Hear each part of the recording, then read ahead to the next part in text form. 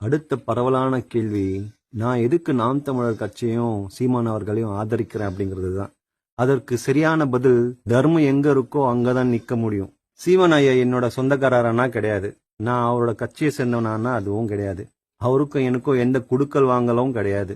பிறகு என்ன, அவர் தமிழர்களுக்கு முன்னுரிமை கொடுக்கணும்னு நினைக்கிறாரு, அதனால என்ன? வெல், அதுல தப்பு எதுவும் எனக்கு தெரியல. பட் ஆனா அந்த காரணமும் கிடையாது. வேற எந்த காரணம் தான் அப்படின்னா, சீமானோட அந்த அரசியல் கொள்கை தான் காரணம். முதல்ல மக்கள் கொள்கைனா என்னன்னு தெரிஞ்சுக்கணும். ஒரு கட்சி சரியில்லை, அந்த ஆட்சி சரியில்லைன்னு சொல்லிட்டு குறை சொல்றது மட்டும் கொள்கையா இருக்க கூடாது. நான் அடுத்த முதல்வர் ஆனா நான் தமிழகத்துக்கு என்ன செய்வேன், நாட்டை எப்படி உருப்படுத்துவேன் அப்படிங்கிற தொலைநோக்கு சிந்தனையுடையவரா இருக்கணும். அந்த மாதிரியான தொலைநோக்கு சிந்தனையுடையவர் தான் சீமான் அவர்கள். அப்படி ஒரு கொள்கைகள்ல முதன்மையான ஒரு சில கொள்கைகளை சொல்றேன். அது நாட்டு மக்களுக்கும் உலக மக்களுக்கும் எந்த அளவுல பயன் தரும்னு சொல்லிட்டு நீங்க ஜட்மெண்ட் சொல்லுங்க. முதல் கொள்கை, பிறப்போக்கும் எல்லா உயிர்களுக்கும் அப்படிங்கிற கொள்கைய அவர் வெறும் வாயா வார்த்தைக்கு சொல்லல, அதை எப்படி செய்வேங்கிறத ப்ரூஃப் பண்ணி காமிக்கிறாரு. ஏன்னா நீ எப்படி நல்லா இருக்கணும்னு நினைக்கிறியோ அதே மாதிரி உன்னை போல மத்த எல்லா உயிர்களும் நல்லா இருக்கணும்னு நினைக்கிறோனாலதான் விவசாயத்தை பெருக்கணும்ன்ற ஒரு திட்டமே தீட்ட முடியும். சிம்பிளா சொன்னோம்னா, சாமி ஊர் உலகத்துக்கே சோறு போடணும்னு நினைக்குது.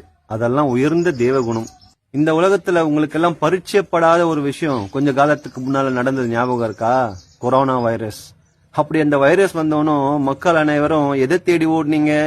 காரு, பங்களா, டிவி, ஃப்ரிட்ஜ், கேஜெட்ஸ் சொல்லிட்டு தேடி ஓடுனீங்களா, இல்ல அரிசி பருப்பு காய்கறின்னு சொல்லிட்டு அலைஞ்சிங்களா? அந்த மாதிரி உங்களுக்கெல்லாம் பரிச்சயப்படாத சம்பவங்கள் வருங்காலத்துல எது வேணா நடக்கலாம். அது எல்லாத்துக்கும் மக்கள் தயாரா இருங்க.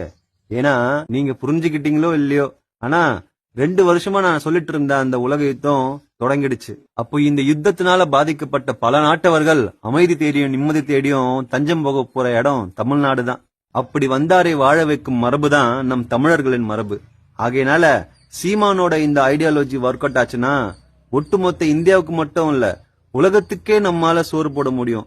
ஏன்னா நம்மளோட பூமி ஒரு புண்ணிய பூமி. அடிப்படையாவே இது ஒரு அக்ரிகல்ச்சரல் லேண்ட். விவசாயம் பண்றதுக்கு சிறந்த மண்ணா இருக்கு. ஏன்னா மண்ணுல செயற்கை உரங்களை போட்டு மலட்டுத்தன்மை உருவாக்கிட்டாங்க. அதெல்லாம் ஒரு பிரச்சனையே இல்ல. இயற்கை விவசாயத்தின் மூலமா தற்சார்பு பொருளாதாரத்தை எப்படி வாழணுங்கிறத சீமான் அவர்கள் தத்ரூபமா பிளான் வச்சிருக்காரு. ஆக அவரோட அந்த உன்னதமான ஐடியாவுக்கு வலு சேர்க்கும் விதமா நான் ஒரு புது ஐடியாவை அதுல இன்ட்ரடியூஸ் பண்ண போறேன். அது என்னன்னா, ஒவ்வொரு வீட்டிலும் ஒரு வெளிநாட்டினவரை நாங்கள் ஆதரிப்போம். எங்கள் வீட்டில் நாங்கள் குடியமர்த்துவோம்.